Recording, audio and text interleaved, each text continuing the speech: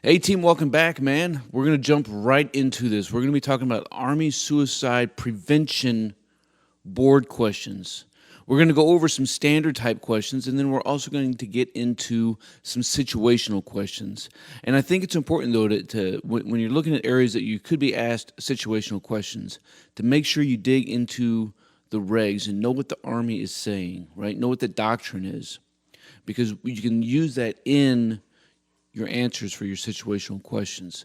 Now, this is an area that is very important, right? Not only to the Army, but also to me. So not only do I know that we lose 22 vets a day or 8,000 vets a day, some of which are active duty, some of which have been separated. But also in my history, I've known quite a few folks, both civilian and in the military, who have taken their lives. So it's an extremely important topic to know about. And so I have my questions for this one on my phone. So we're going to read through some of these for my standard questions, and then we'll get into some typical board questions. The first question is, what Army regulation actually covers suicide prevention? Right, so that Army regulation, of course, is 600-63. And what does ASPP stand for? That's the Army Suicide Prevention Program, right? So what does the success of the Army Suicide Prevention Program depend on? Right, so it depends on the existence of a proactive, caring, and courageous soldiers, family members, and Army civilians who recognize imminent danger and take immediate action to save a life. What's the purpose of the suicide prevention program? To minimize suicidal behavior by reducing the risk of suicide. Who's eligible for the ASPP? All right, obviously, some of these should be hopefully obvious, right? Who's eligible, man? It applies to all soldiers and Army civilians. And of course, it's going to equally apply to all of our family members as well. Who's responsible for the suicide prevention program? The answer to that is the commander. And if you ever are asked a question about who is responsible, it's always the commander. The commander is always responsible for programs. What are some different suicide prevention strategies? And these are going to include developing positive skills, encouraging help-seeking behavior, raising awareness and vigilance, synchronizing, integrating, and managing of the Army Suicide Prevention Program, and then conducting analysis and reporting that keeps senior leaders aware of any problems. So there are 3 phases in the Army Suicide Prevention Program. What are they? Right, so that's prevention, intervention, and post-tension. Right, so prevention focuses on preventing normal life stressors, right? And then intervention attempts to prevent a life crisis or a mental disorder from leading to thoughts of suicide. And then post-tension deals with the tension of after an attempt. All right, so from here, we're going to talk about some nuggets of things that I've witnessed in boards, as well as some situational questions for you to have in your kit bag. And by all means, man, if you have questions, make sure you leave those down in the comments below. So here we go. You are a first-line NCO, and you notice that one of your soldiers' behavior has been changing. They've become a little bit more withdrawn. They're not talking as much as they used to, and they've begun to isolate themselves. What actions are you going to take? Right, so in this kind of situation, what we are looking at as leaders and just people, I think, are different red flags, right? And the more red flags that I see, or the bigger the flag that I see, the different actions I can take. Now, simply because somebody may have a change in lifestyle doesn't necessarily in and of itself mean that somebody is dealing with some sort of stress or personalized trauma, right? But when it's compounded then I may open the door to a question. Hey, you know what? I'm going to take this young soldier out to eat. We're going to go to the DFAC. We're going to sit down and have a meal and just talk some story. I'm going to take the time to let them talk to me in a non-threatening environment, right? Talking over while breaking bread is a big way, easy way to do that. Start talking about things like hobbies and life and family and girlfriends or boyfriends or money, current events, right? So once I let them control the conversation and I'm in receive mode, then I can begin to deduce if there's any more red flags.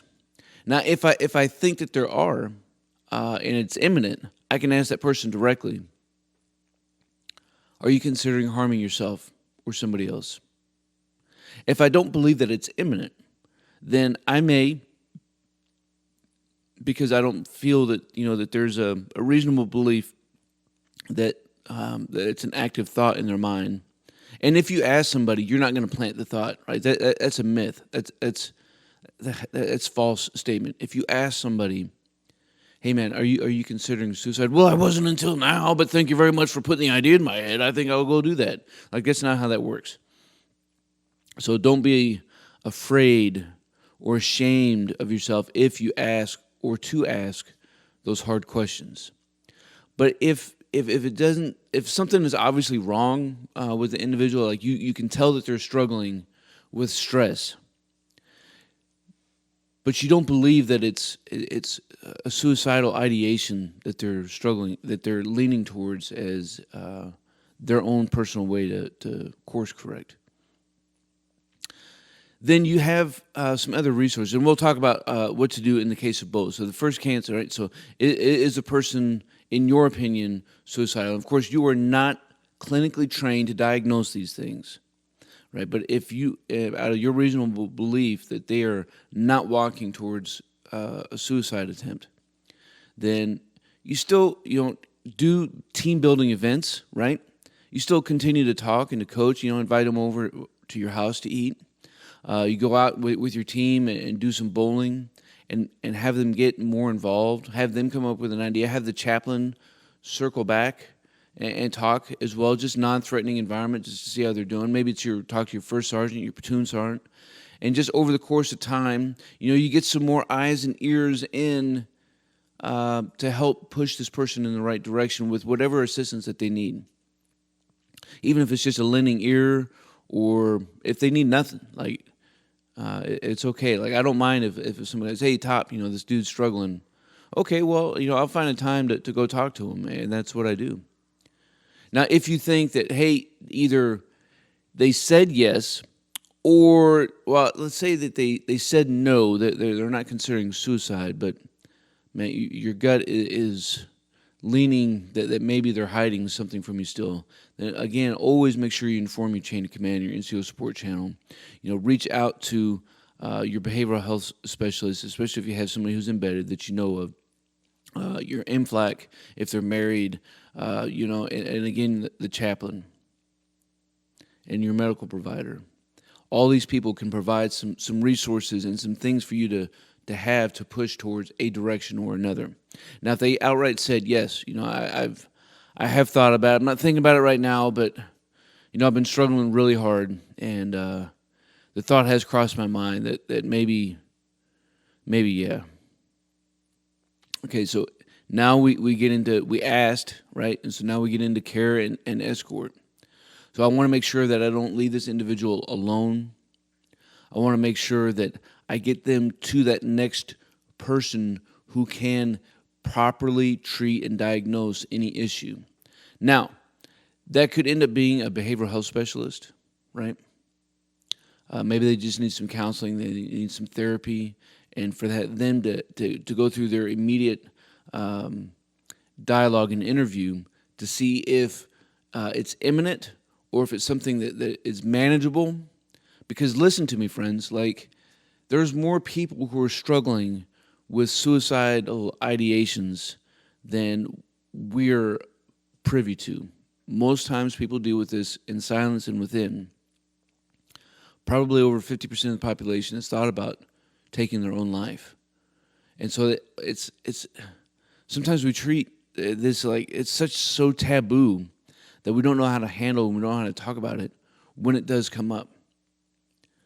But these folks out there, they know how to treat and diagnose and understand if something is imminent, or if some outpatient therapy is all that's needed. So that's why we get them to there. Now, if your behavioral health is closed, well, then you take them maybe to your hospital, and they can do this there, and they'll go through the interview process, and they'll either admit for 72 hours, or they'll discharge right off the bat if there's not a imminent threat of suicide. And then they get them into the treatment, but that you have to continue to follow up, right? Because maybe it wasn't your soldier, maybe it was a friend, maybe it was just somebody that you saw.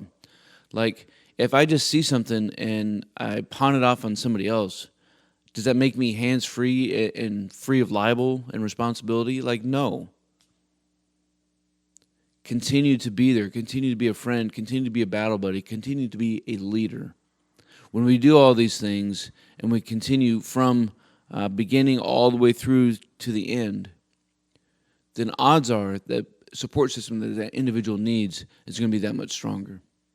So I know that it was really only one situational question, but ultimately I think at the end of the day, that's how a question about suicide is going to come up. Somebody's showing a sign or an indicator or outright says that they've thought of ending their own life. What do? Go. And so that's kind of all wrapped up. So all situational questions kind of wrapped up ultimately in one question. So I hope you enjoyed the content of this one. If you did, make sure you leave some comments down below. Consider sharing this out with a battle buddy or a friend. And of course, don't forget to smash the like button. If there's another topic that we need to get into, make sure you ask. But check the my board study guide playlist for topics that have already been completed. But by all means, leave some more down, and we'll keep this conversation. Well, I got another study guide I'm working through, and we'll start getting into all these other areas as well. Man, I appreciate all you guys, man. You stay out there, you keep grinding, and you stay stoked.